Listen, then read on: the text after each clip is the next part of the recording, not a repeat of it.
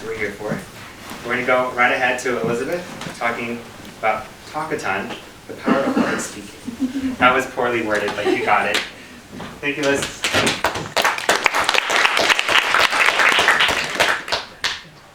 Thank you, Brian.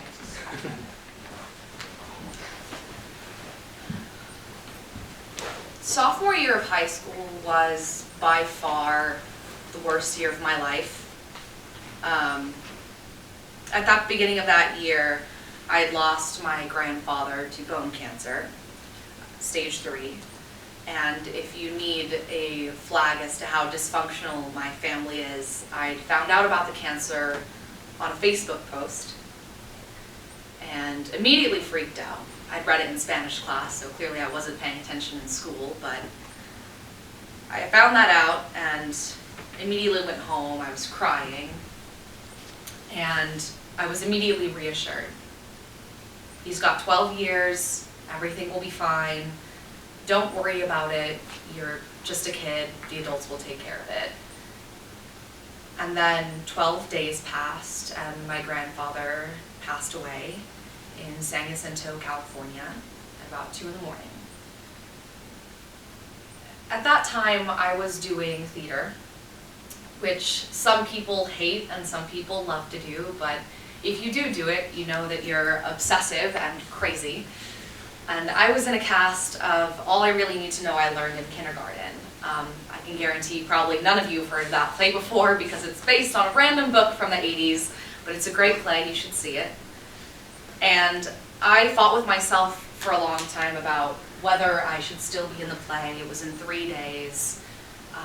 We had a eulogy for him in 5 days, and I didn't really know how to juggle all of these things. I felt like my heart had fallen out of my chest on the floor, and I didn't know what I was doing.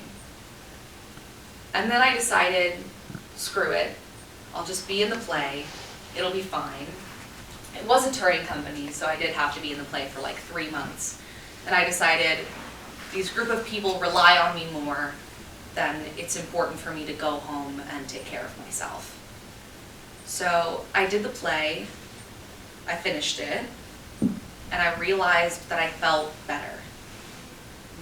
Because when you step in front of a group of people and you don't worry about yourself, you worry about what you're saying, about what people hear from you, about what messages you can convey to other people, you're not focusing on you. And that might sound a little bit unhealthy, like we need to take care of ourselves and we need time to reflect and feel better, and I believe in that 100%. But they say that when you're in grief, it's important to bury yourself in your work, and that's what I did for a long time. And public speaking was that facet for me. A bad thing would happen, I would do a speech. I did some speeches about Bill Clinton, speeches about tea, the Constitution, and I kept feeling better and better. And in the way that life goes on and time passes and you become a better, more effectual person, I wondered why it was I kept coming back to this idea of speaking. And I realized, just like it was sophomore year of high school, it's not about me. The number 1 fear in America is public speaking. The second fear is death. So if you can public speak, you're immortal, essentially. But it's really more about feeling uncomfortable and then stepping past uncomfortability. To care about other people enough to discuss messages with them, to be in communities with them, to sway them, to argue with them, and to communicate between people. And you can use it to fill a hole like I did, or you can use it to help people, to make them feel better.